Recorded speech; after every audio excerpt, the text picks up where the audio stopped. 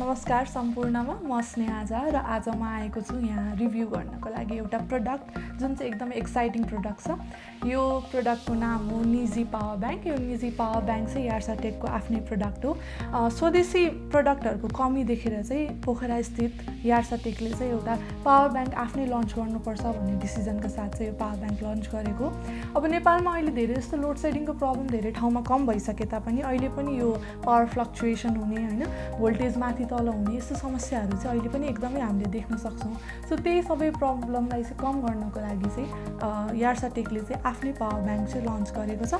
So अब हामी यो पावर ब्याङ्कलाई चाहिँ अनबक्सिङ गरेर यसको के कस्ता फिचर छन् भन्ने बारे डिस्कस गर्छौँ। अब हामीले यो निजी पावर ब्याङ्कको बारेमा हेर्दाखेरि चाहिँ यसमा 12 भोल्ट पावर छ। यसले चाहिँ 12 भोल्ट र 5 भोल्टको चाहिँ डिफ्रेन्ट प्रोडक्टहरूलाई चाहिँ अथवा डिफ्रेन्ट डिभाइसेसहरूलाई यसले सपोर्ट गर्छ। र यो सँगै चाहिँ यस प्रोडक्टमा चार्जिङ पोर्ट पनि छ जुन अहिले हामी हेर्नेछौँ। चार्जिङ पोर्टले गर्दाखेरि चाहिँ हामीले जुनसुकै समय यसबाट मोबाइल पनि चार्ज गर्न सक्छौँ होइन। अब कति चाहिँ विदेशी प्रोडक्टहरू मात्र युज गर्ने त, कहिलेकाहीँ नेपाली प्रोडक्टलाई पनि जाँचौँ, कहिले नेपाली प्रोडक्ट कस्तो छ भनेर हेरौँ भनेर आज हामीले यो निजी ब्याङ्कको चाहिँ रिभ्यू गर्न खोजेको। अब यसको बारेमा चाहिँ यहाँ बाहिरपट्टि नै धेरै फिचर्सहरू चाहिँ लेखिदिएको हुन्छ कम्पनीले। र यसमा कुरा गर्दाखेरि चाहिँ यो पावर ब्याङ्कले चाहिँ 6 to 8 hours of power backup दिने गर्दछ। त्यस्तै अर्को कुरा हेर्नुपर्दा यसमा चाहिँ त्यही युएसबी पोर्ट पनि छ जसले गर्दा हामीले चार्ज गर्न सक्ने भयौँ आफ्नो डिभाइसहरू। अरू पनि डिभाइसहरू जुन 12 भोल्ट र 5 भोल्टमा चल्छ त्यो डिभाइसहरू कनेक्ट गरेर चाहिँ यो युएसबी पावर ब्याङ्कको थ्रुबाट चाहिँ हामीले युज गर्न सक्छौँ। त्यस्तै गरेर चाहिँ अब यो मल्टी डिभाइस कम्प्याटेबल भएको भएर चाहिँ एकदमै सजिलो छ। र यो पावर ब्याङ्क चाहिँ एकदम लाइट भएको कारणले चाहिँ हामीले पोर्टेबल पनि भयो। यो चाहिँ होइन जताततै आफूलाई मन लागेको ठाउँमा चाहिँ सजिलो ढङ्गले लैजान सक्ने भयो।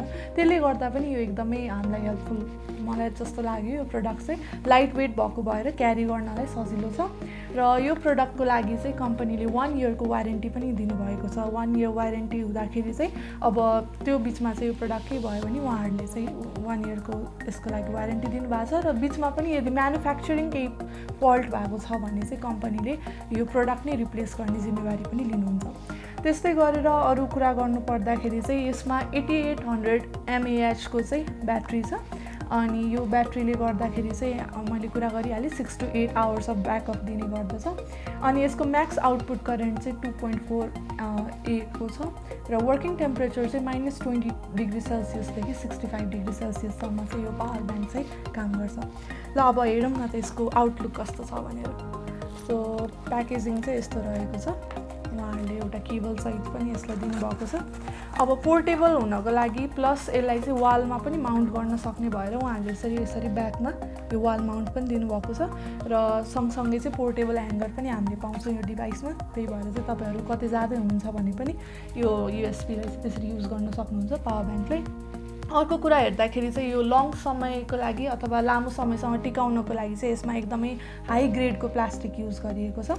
र मैले अहिले समय राख्दाखेरि पनि एकदम लाइट वेट छ। त्यही भएर चाहिँ कतै ट्राभल गर्दाखेरि तपाईँको ब्यागको कुनै एउटा साइडमा यसलाई राखेर जताततै युज गर्नलाई तपाईँलाई यसले हेल्प गर्न सक्छ। किनभने 6 to 8 hours of power backup त एकदमै राम्रो भयो नि त होइन।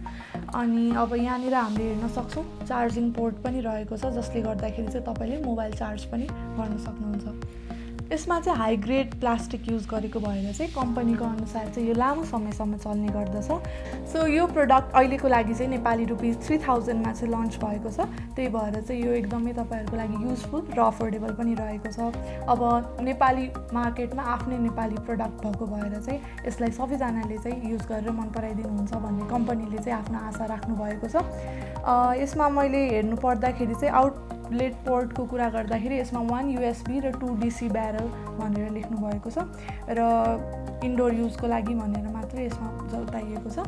त्यस्तै गरेर चाहिँ अब इनपुट भोल्टेज हामीले 12 भोल्ट भनिहाल्यौँ र आउटपुट भोल्टेज चाहिँ 12 भोल्ट र 5 भोल्ट छ। त्यही भएर चाहिँ दुईवटा टाइपको चाहिँ पावर क्यापेसिटी भएको डिभाइसहरू चाहिँ यसमा कनेक्ट गरेर हामीले युज गर्न सक्छौँ। अब नेपालमा चाहिँ सर्ट सर्किट हुने पावर फ्लक्चुएसन हुने खालको प्रब्लमहरू भइरहेको छ नि त। हो त्यही कारणले चाहिँ त्यस्तो समयमा पनि यो पावर ब्याङ्कले चाहिँ तपाईँहरूलाई हेल्प गर्ने गर्दछ। र अर्को भनेको चाहिँ यसमा चाहिँ सेल्फ चार्जिङ मेकानिजम छ र एउटा इन्टेलिजेन्ट ब्याट्री सिस्टम छ जसले गर्दाखेरि चाहिँ के अरे पावर भएको समयमा चाहिँ यो युएसबी अथवा यो पावर ब्याङ्कले चाहिँ आफै चार्ज गर्ने गर्छ र पावर नभएको बेलामा चाहिँ लाइन नभएको बेलामा चाहिँ पावर सपोर्ट गर्ने गर्छ। सो यसले गर्दाखेरि चाहिँ एउटा हामीलाई त्यो आफै त्यो गरिराख्नुपर्ने अथवा चार्जमा जोडिराख्दाखेरि चार्ज जोडिया छैन भने टेन्सन हुने खालको समस्या चाहिँ हुँदैन, किन भन्दाखेरि यसले चाहिँ आफै चाहिँ पावर लिने मेकानिजम यसमा रहेको छ। यो नेपालको लन्च भएको पावर ब्याङ्कमा वान अफ द फर्स्ट नै हो, त्यही भएर चाहिँ तपाईँहरूले पनि यो नेपाली प्रडक्टलाई चाहिँ युज गरेर सपोर्ट गरिदिनुहुन्छ भन्ने हामीले आश गरेको छौँ। आजको प्रडक्ट रिभ्यूले चाहिँ तपाईँहरूले अब यसमा भएको फिचर्सहरू बुझ्न सक्नुभयो होला भन्ने हामीले आशा गर्दै आजको भिडियोमा यति नै भन्न चाहन्छौँ। धन्यवाद।